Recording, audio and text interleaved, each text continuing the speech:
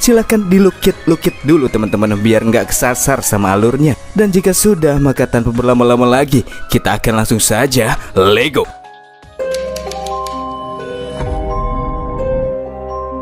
Masih bersama King Zen, seorang petinggi yang berasal dari King's Group, dan kini ia merasa cukup penasaran kenapa subjek eksperimen di depannya yang takut pada cahaya malah beraksi pada siang hari. Pasti terdapat sebuah alasan di balik itu semua. Merasa apabila hal ini ada kaitannya dengan 3 orang yang kini menjadi target operasi, King Zen pun menyuruh salah seorang bawahannya untuk menghubungi Schumann dan menanyakan apakah ia sudah berhasil menangkap 3 orang yang dimaksudkan, alias Ren Xiaoshu, Yang Xiaojin, dan juga Su Xianchu.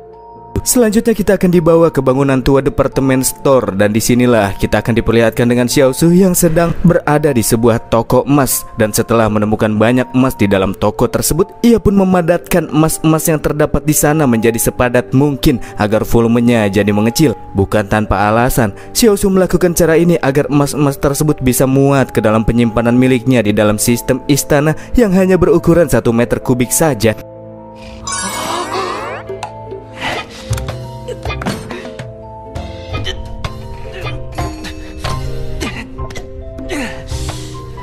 Emas seperti perhiasan yang bisa Xiaoshu padatkan kini sudah masuk semuanya ke dalam tempat penyimpanan.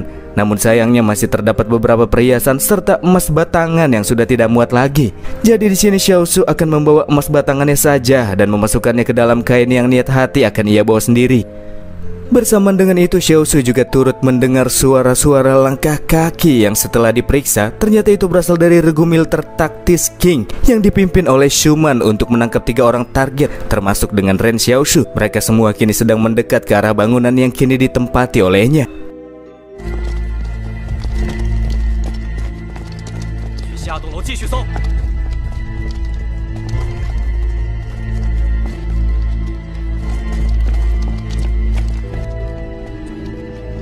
Ketika Schumann dan timnya akan memasuki bangunan departemen store, muncul sebuah kecurigaan di saat Schumann melihat adanya jejak-jejak kaki milik seseorang yang tertinggal tepat di arah pintu masuk.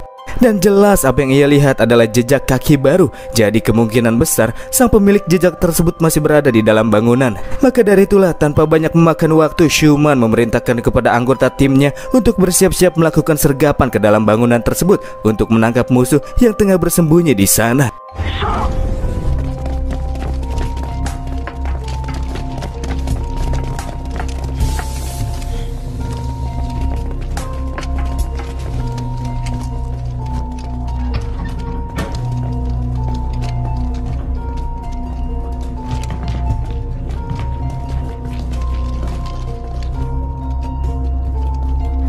Setelah beberapa saat melakukan pemeriksaan, beberapa anggota yang kini sedang berada di lantai 2 bangunan tersebut pun mendapati beberapa batangan emas yang tertinggal di lantai.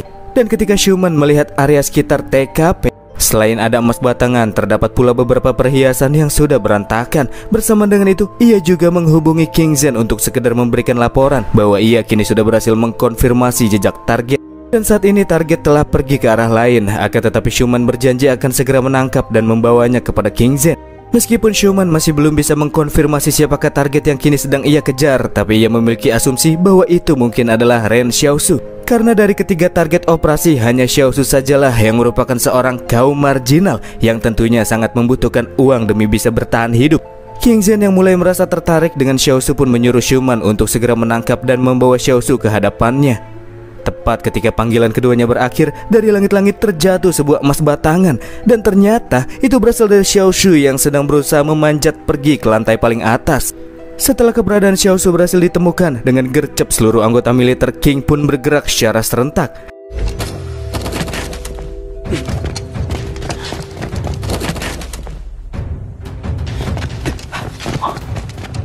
Mengikuti pergerakan Xiaoshu, mereka pun memiliki kesempatan untuk melakukan pengepungan 2 arah kepada Bank Gembel. Jalan 2 arah yang kini sudah tak lagi memiliki celah memaksa Xiaoshu untuk melompat keluar dari lantai tersebut, menggapai sebuah lampu gantung tua, dan kemudian beralih ke bagian lantai di atasnya, dan lanjut kembali bergerak menuju ke lantai paling atas.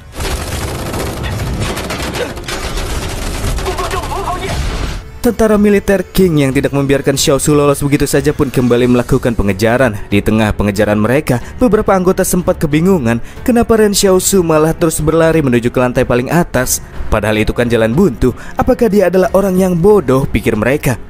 Tapi berbeda dengan para anggota lain, Schumann di sini justru merasa apabila Xiaosu itu adalah orang yang cerdas dan sangat rasional, karena dia langsung meninggalkan emas batangan tanpa pikir panjang ketika ia mengetahui kedatangan pasukan militer King.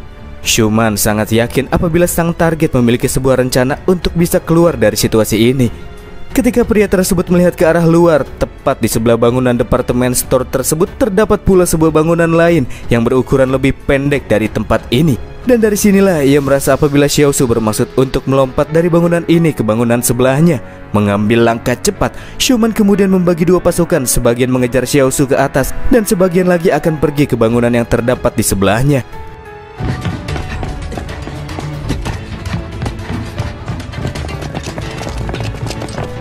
Setelah beberapa saat melakukan pengejaran, akhirnya Xiaosu kini sudah berada di lantai atap. Dan ternyata anggapan Schumann sebelumnya benar, di mana Xiaosu bermaksud untuk melompat ke bangunan di sebelahnya yang tingginya lebih pendek. Meskipun jarak di antara kedua bangunan tersebut terbilang cukup berjauhan, namun dalam situasi tersebut Xiaosu tidak memiliki pilihan lain selain mengambil keputusan liarnya ini. Setelah mempersiapkan ancang-ancang dengan barbar, Bang Gembel pun memanfaatkan kecepatan serta kekuatan kakinya untuk melakukan lompatan jarak jauh.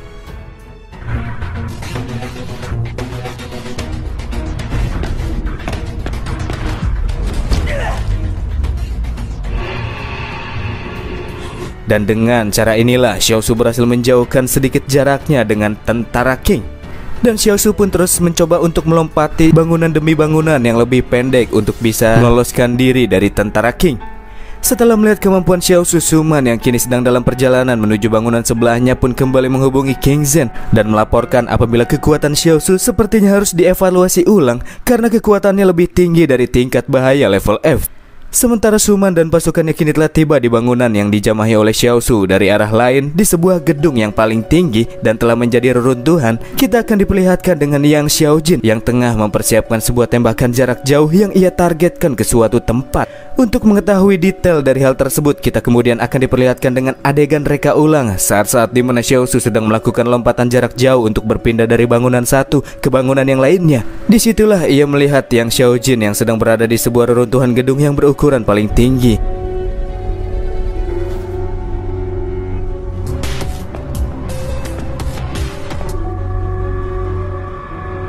Di sini wanita tersebut juga menunjukkan dirinya yang merupakan seorang manusia super ketika mengeluarkan sebuah senjata sniper yang entah berasal dari mana. Sementara itu Xiaosu yang berhasil berpindah ke bangunan sebelahnya kemudian memperhatikan Yang Xiaojin yang nampaknya sedang menargetkan seseorang.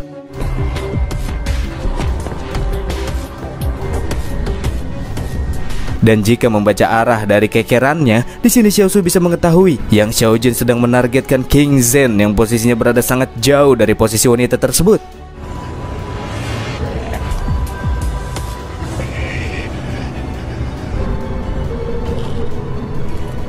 Ketika Xiaojin berhasil mengunci target, muncullah seorang pria berjas hitam yang menghalangi, membuat Xiaojin harus menunda waktu sebentar untuk melepaskan tembakannya.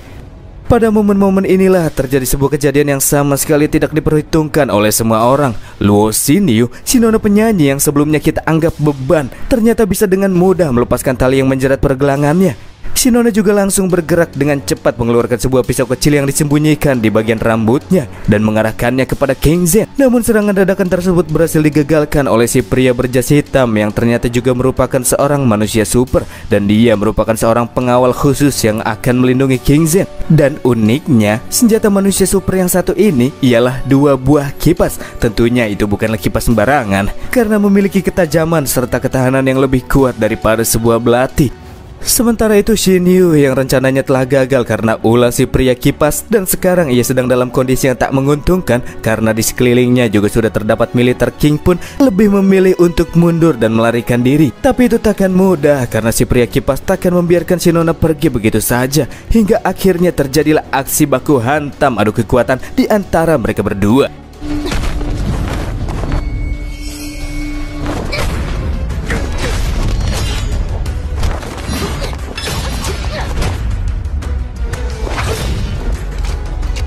Setelah sebentar saling membenturkan serangan, Luo Xinyu pun melompat ke atas udara dengan memanfaatkan kipas lawan. Dan disinilah si nona penyanyi mengungkapkan bahwa dirinya juga merupakan seorang manusia super. Ia menciptakan sebuah portal teleportasi bayangan yang akan membawanya escape dari pengepungan. Sempat pula si nona melakukan sedikit selebrasi sebelum tubuhnya masuk ke dalam portal.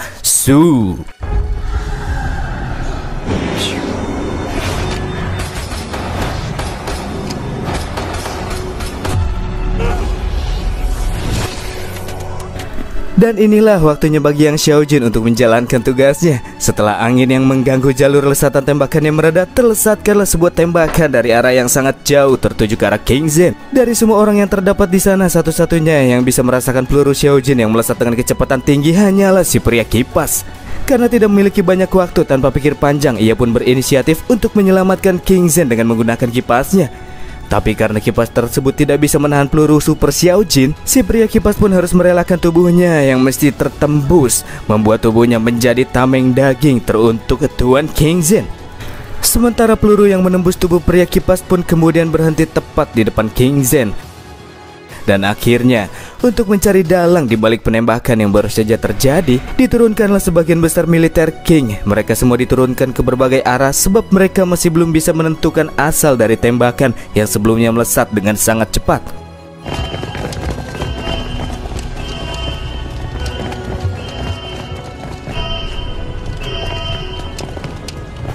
Sementara itu King Zhen sendiri kemudian mengambil peluru milik Yang Xiaojun yang tergeletak di atas tanah. Dan dari sinilah ia mengetahui apabila orang yang melakukan itu berasal dari organisasi Thugs, termasuk dengan Xinyu yang juga berasal dari organisasi yang sama.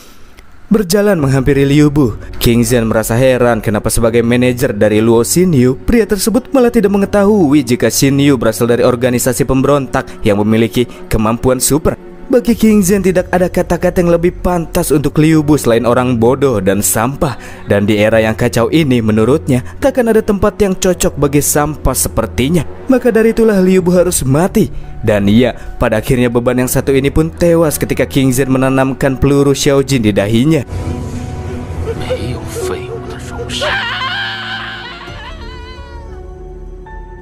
Sementara itu Xiao Su yang baru saja menonton kejadian yang cukup seru juga berada dalam situasi yang kurang baik karena pasukan King yang mencarinya kini sudah berada di depan bangunan yang kini sedang Bang Gembel tempati. Dan ternyata nona Yang Xiaojun yang berada di kejauhan sudah menyadari keberadaan Xiao Su yang telah menonton aksinya sebelumnya.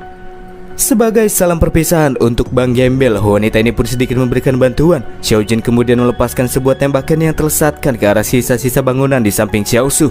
Ia mengungkapkan posisinya sendiri kepada tentara King dan memaksa mereka untuk membagi tim menjadi dua pasukan. Yang satu tetap mengejar Xiao Su, sementara yang lain pergi ke arah Xiaojun. Bersama dengan itu terlihat pula Luo Xinyu yang muncul dari dalam portal dan melambaikan tangan kepada Bang Gembel. Sedangkan Xiao Su yang tak bisa berkata-kata hanya terdiam mengetahui fakta apabila kedua wanita tersebut ternyata saling berkomplotan toh. Hingga akhirnya keduanya pun pergi dengan menggunakan portal Xinyu sambil bergandengan tangan seperti besti.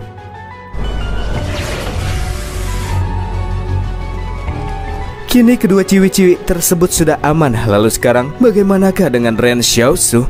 Tak lama berselang para militer King pun sudah tiba di lantai atap bangunan. Karena jalur bawah kini sudah aman dan tak ada musuh yang menutupi jalur pelarian, Xiao Su akan segera pergi dari bangunan yang tidak terlalu tinggi ini. Namun sebelum itu ia melepaskan beberapa tembakan pistol ke arah musuh yang sudah berada di balik pintu dan lanjut pergi setelahnya. Akan tetapi pengejaran yang malam itu dipimpin oleh Schumann masih belum berhenti sampai di titik ini saja.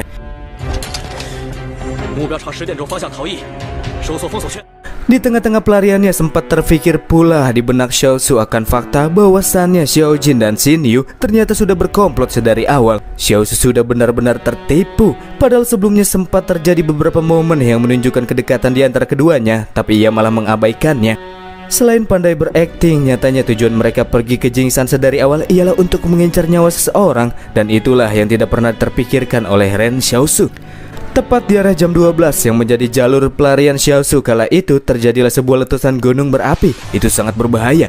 Akan tetapi Bang MC kini sudah tak lagi memiliki jalur pelarian lain selain ke sana. Apalagi di sekitar gunung tersebut juga terdapat hutan yang merupakan medan yang paling menguntungkan baginya. Mengingat ia sendiri merupakan seorang master bertahan hidup di alam liar, tentu ini akan sangat menguntungkannya. Di sisi lain, meskipun sadar pengejaran ini cukup berbahaya, namun itu masih belum bisa menghentikan niatan Xiuman dan timnya untuk menangkap Bang MC. Sambil melakukan pengejaran, Xiuman juga terus mengevaluasi kemampuan Xiaosu yang kini diketahui memiliki kecepatan berlari yang hebat. Ia bisa menempuh jarak 100 meter hanya dalam waktu 3 detik saja.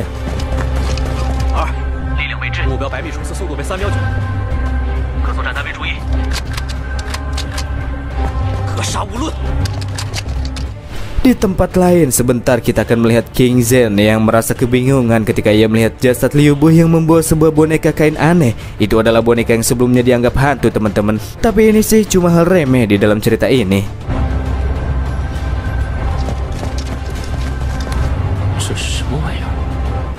Kembali ke hutan, ketika para tentara King mempercepat laju mereka untuk bisa mengejar Xiaosu yang jaraknya sudah semakin jauh setelah memasuki hutan, tiba-tiba saja pergerakan mereka harus dihentikan ketika menemui sebuah bayangan hitam yang melakukan penyerangan. Tembakan-tembakan yang dilepaskan oleh mereka sama sekali tidak mampu menghentikan bayangan yang memiliki wujud seperti Xiaosu ini, teman-teman. Bayangan tersebut juga sama sekali tidak bisa dihentikan oleh para tentara King, dan beberapa dari mereka juga harus tumbang setelah dihajar oleh bayangan tersebut.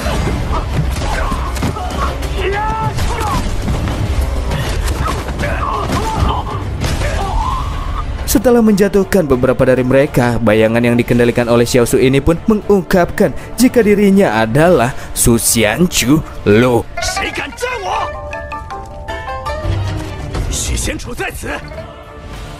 Dan itulah ending dari serial Donghua The First Order kali ini, teman-teman. Kenapa ya Bang Gembel malah ngaku-ngaku jadi Su Xianchu? Pasti ada alasannya nih, dan kita akan segera mengetahuinya di minggu depan, guys. Oke bro, kalau begitu sekian dulu dari saya. Terima kasih sudah menonton sampai akhir, dan akhir kata dari saya, bye.